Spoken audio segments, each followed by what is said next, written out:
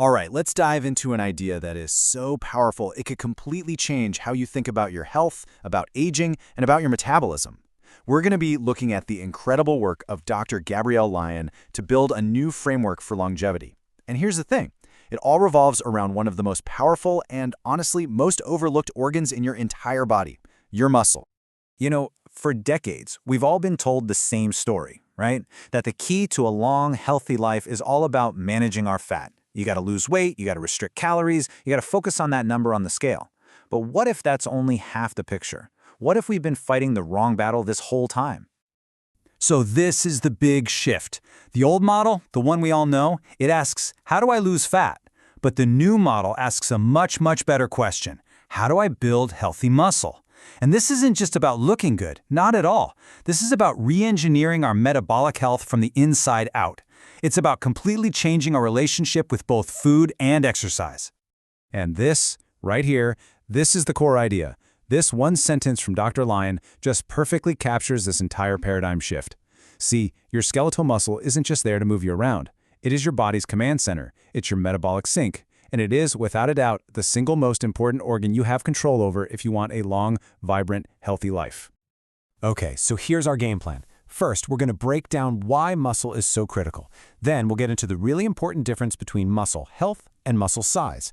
From there, we'll cover the two big levers you can pull to improve it. That's diet and exercise, and we'll wrap it all up with a super clear protocol and the mindset you absolutely need for lifelong success. So, let's really build the case here. Why is skeletal muscle so much more than, well, just muscle? It's because it's an active, dynamic organ system, and it has these profound effects on your entire body. This just reframes everything, doesn't it? First off, your muscle is an endocrine organ. Yeah, you heard that right. It releases these powerful little signaling molecules called myokines every single time you contract it. Second, it's a massive metabolic sink. Think of it like a giant sponge that just soaks up about 80% of the glucose from your blood after you eat. That is crucial for preventing things like type 2 diabetes. It's also your body's savings account for amino acids, which you need for recovery. And finally, it's your body armor. It literally protects you from falls and injury as you get older. And this brings us to a really important distinction. We are not necessarily talking about bodybuilding here. The goal isn't just to have bigger muscles, it's to have healthier, higher quality muscle tissue. And that's a game that anyone can play and anyone can win. Dr. Lyon makes this powerful argument that for so many of us, the root issue isn't carrying too much fat. It's having too little healthy, functional muscle. And once you see it that way, the solution changes completely. We stop thinking about restriction and we start focusing on building. This is such a brilliant way to picture the problem. When muscle is unhealthy, it literally gets infiltrated with fat, just like a marbled steak. And that fat inside the muscle, well, it messes everything up. It impairs the muscle's ability to contract, to store energy, and to act as that vital metabolic sink we just talked about.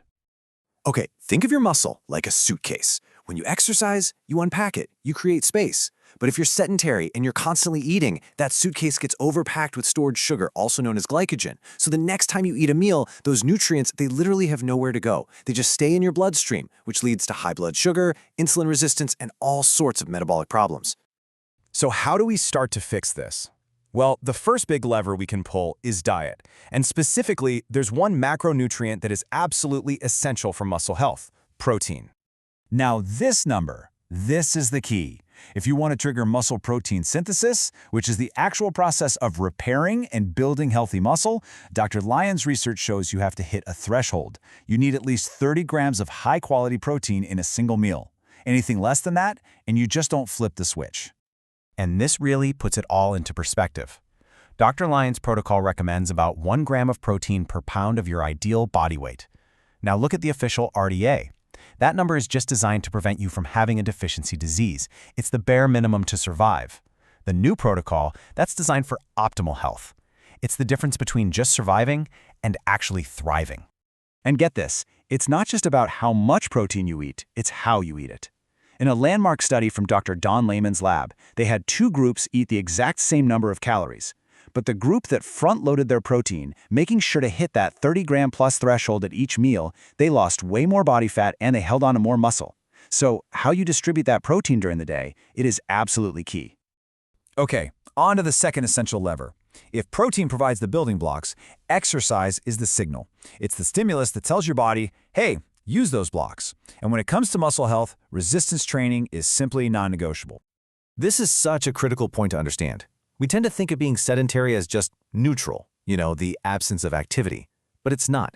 Inactivity is an active state of metabolic disease. It literally causes your muscles to become insulin-resistant and dysfunctional.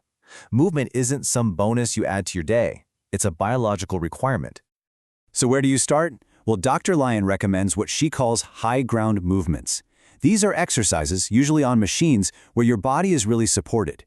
That stability lets you safely generate enough force to truly challenge the muscle and make it adapt, but without the high risk of injury you might get from more complicated free weight exercises. It's a game changer for a lot of people. And here's where the magic really happens with exercise. When your muscles contract, they release those incredible molecules we talked about, the myokines. These little messengers travel all over your body, reducing inflammation. And some of them even cross into your brain and stimulate something called BDNF, which is basically like fertilizer for your brain cells. So your workout isn't just for your body, it's for your brain too. Okay, let's put all of this together into a simple, practical plan that you can start using literally today. This is where all the theory turns into action. Building your meals becomes incredibly simple with this framework. Step 1. Always prioritize protein. Start with that 30 to 50 gram foundation. Step 2. You earn your carbohydrates through activity. The more you move, the more carbs your body can handle. And finally, Step 3. Add in healthy fats to complete the meal. Just remember that mantra, protein first, always. Now, while diet and exercise are absolutely the main pillars, a few supplements can really provide powerful support. Creatine monohydrate is one of the most studied supplements on the planet for both muscle and brain health. Urolithin A is a fascinating one for its role in mitochondrial health. And of course, whey protein is just an incredibly convenient and effective way to help you hit those protein targets. All right, finally, let's talk about the foundation that holds all of this up. Because you can have the most perfect plan in the world, but without the right mindset, long-term success is pretty much impossible. This right here might be the most important part of this whole explainer. Goals, like I want to lose 10 pounds, are temporary. They're fragile. Once you hit it, then what? But standards are about who you are. A standard is, I am the type of person who prioritizes protein, or I train 3 times a week. You see the difference? It's a shift from a temporary outcome to a permanent part of your identity. See, when you build your life around standards, you make decisions based on who you are, not how you feel in the moment. The actions just become automatic. So, as we wrap up, I want you to ask yourself this. Is your approach to health built on the shifting sands of temporary goals, or is it built on the solid bedrock of permanent standards? The answer to that question could truly change everything.